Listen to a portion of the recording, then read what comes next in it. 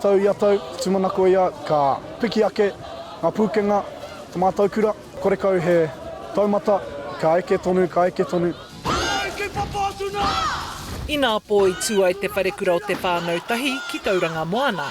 Whaimiri mai, pāoro mai, e hae Nicole Flanagan o nā whainga mo tōna tū whakamutunga. Ko ku whainga o tēnei tū, whakaputa I toku katoa. Reira, mātou ngā morangi hoki, mō mātou wawata, mātou mahi ki te whakaputa I te katoa.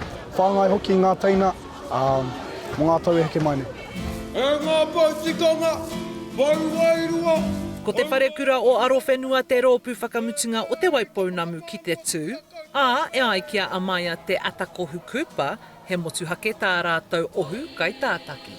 Ai tēnei tū, kei a mātou e whānga kai tātaki, kua hau, anō hoki e taku hoa a meipara komene, a manaaki, anō hoki a Tyrese.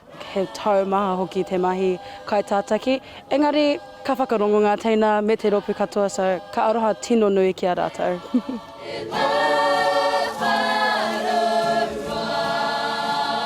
Ko tēnei toku wā tuarua, hei tū ki ngā whakataetae a motu, ko puta ngā hiahia tino nui kia mahi ngā haka tāne rore me ngā mahi a hine rehia, so ko tau mai anō ki runga I te papa tū waiwai o ngā kapa haka.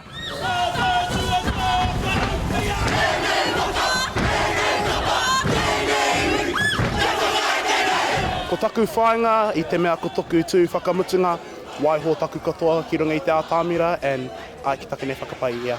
Nō tēnei ata, I eke aia he waka kōtuia no o tākou. I miharo rātou I tō rātou hoki ngā tū ki te whakataetae.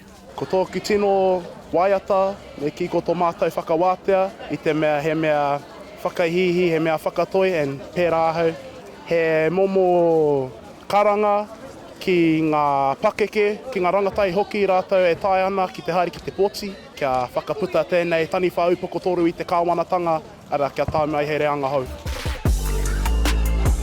Hei te pōnei ka whakaingoatia ngā kapa, ka eke ki ngā whiringa toa o te whakataetae. Hei a pōpō, e iwa ngā kapa ka tuki atu, a ka tū anō mo te taitara toa. Hora Kairangi Nicholas, Tahu News.